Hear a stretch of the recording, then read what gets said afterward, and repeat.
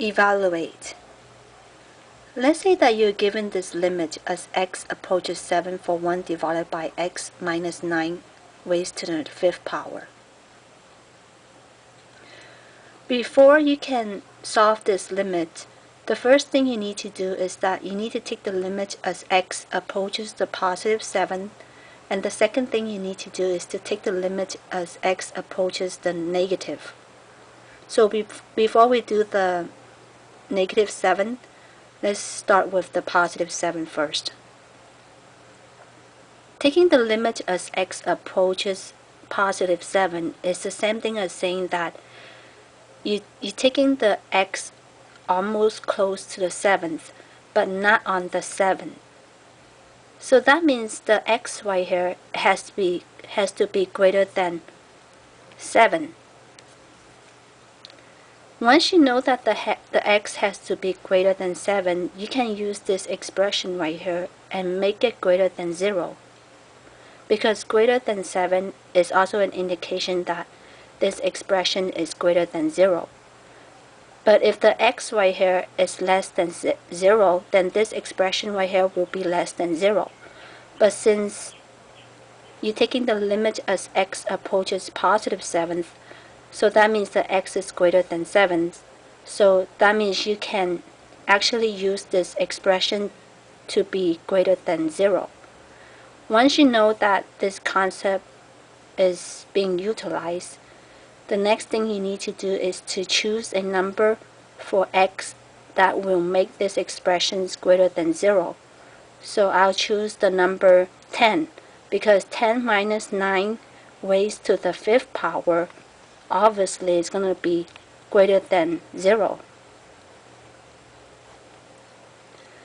So you plug in the 10 into this expression and solve for it. So 1 raised to the 5th power will be greater than 0. So it is true that this will be greater than 0 positively. So as you take the limit as x approaches positive 7 for this given right here, it will be equals to 1 divided by 0 raised to the positive. If you take 1 divided by a number that's very close to 0, you will get infinity. So once we know the answer for the limit as x approaches 7 positively, the next thing you need to do is to find the answer for the limit as x approaches 7 negatively.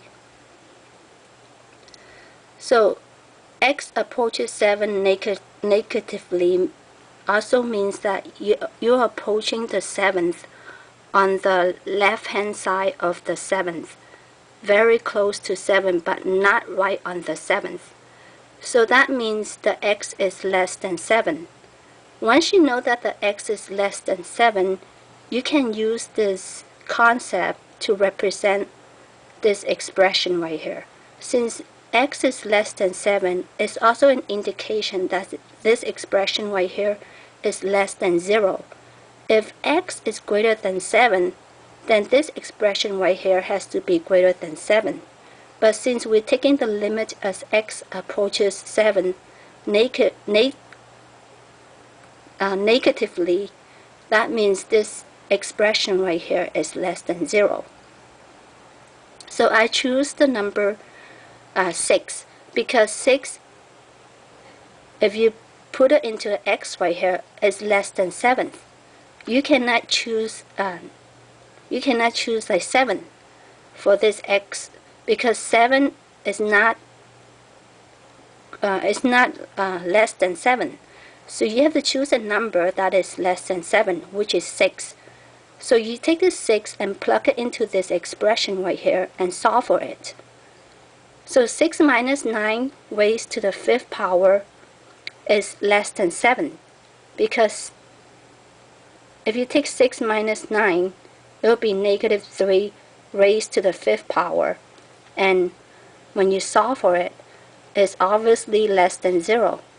So that means it's true that this is less than 0 negatively.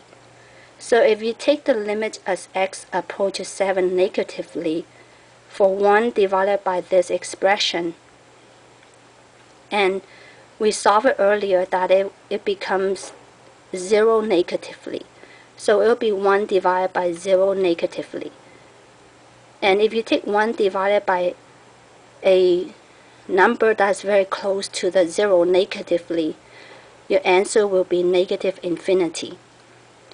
So for the positive 7x, like if you take the limit as x approaches 7 positively, when you solve it, you get a positive infinity. And when you take the limit as x approaches negatively, you get an answer that is negative infinity. So for this given expression, the answer will be that it does not exist because of this positive infinity and this negative infinity. So the answer for this given is that it does not exist.